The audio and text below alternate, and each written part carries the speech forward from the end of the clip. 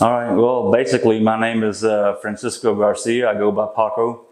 Um, I was in the Army 4 years at Fort Benning. After the service, I became a police officer in the city of Alvin and was there for about 8 years, I believe. And after my kids grew up, once they got out of, they went to both of our boys, my wife and I, we have two boys, Robert and Vincent, and they both served, one in the Army, one in the Marine Corps. So when we empty nested, I needed to get back in the outdoors and get back in touch with a brotherhood. And I used to guide. I used to manage a game ranch, and I had to give that up when my kids were little. So like I said, once they left the house and they were both in the service, I decided I'm going to reach out and utilize my talents and my time and my experience with an organization that we can devote to. So we went to a rodeo in San Antonio with some friends, and I met James Spivey. He's a former volunteer. He's active duty now, I believe, still. And James was telling me about H4H and showed me pictures, and I said, that's exactly what I want to do. So my wife and I used to hunt here in Mason. We had a deer lease over there, so we were in this area quite a bit. And we contacted, we stopped by the Headwaters Saloon. We got the information. They said, contact Steve Sweeney. So I reached out to Steve, and we made an appointment one time to interview each other because I didn't want to get involved with an organization that wasn't legitimate.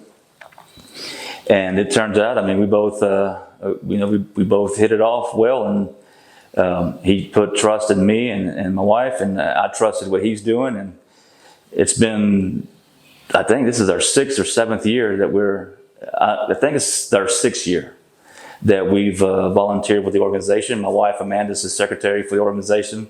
I'm on the board of trustees now, and I own my own business back home, State 28 Custom Design and Fabrication, and through that business, it's allowed me to meet potential sponsors, and we've had sponsors from the Seabrook area and back in Galveston County area.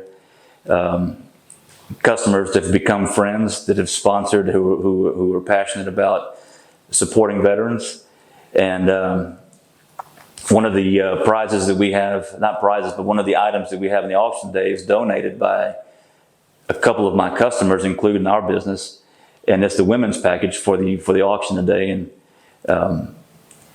so it's getting everybody together. It's not just about the veterans and our vets to give back. And like I said, I'm a veteran. Both of my boys serve. My brother's a combat vet with the 82nd. My nephew's currently serving in the 80s. No, he's not with the 80s. He's in Fort Bragg, Special Operations Unit or something. But it allows us to make connections with people, and not just of military service. This weekend has been exceptional in that somebody took it upon themselves to band together a group of volunteers, and that leaves. It's worked so well that people are sitting around complaining they have nothing to do. So when most times we're struggling to try to keep up with things, and so I personally want to thank the volunteers that stepped out here this weekend, the veterans who step up to give back. And we're not perfect by any means. We deal with stuff, and some of our vets are still dealing with personal issues and PTSD issues, and we've had to deal with some pretty serious circumstances. But although we can't have those issues be represented within Headwaters for Heroes, we still stand by those service members. We still stand by those brothers and sisters in their time of need. It's just in a different capacity outside of Headwaters for Heroes, and it's the brotherhood, it's camaraderie, it's the network we build outside of this organization as well. Like I told you, I'm trying to expand the things that we do, our fishing trips, our hunting trips. I'm trying to expand those to the Gulf Coast. I like to one of these days put together a saltwater tournament similar to what we do on Lake Buchanan for the freshwater tournament. where we include the families, and the families are represented, the families are present. And we can get those guys at a different venue, different location, and have them see different things at just the cost of getting there. Like I said, I can go on for a long time about this organization. We're still here. I'm looking at doing what we can to expand it. We've been to Arkansas, we've been out to West Texas, we've been to Missouri. We have a really cool hunt coming up with one of my customers who has a 5-star lodging in Missouri, and we do some deer hunts up there. It's on one of our episodes with Crystal Frederick, and we keep in contact with these people. We keep in contact. It's not just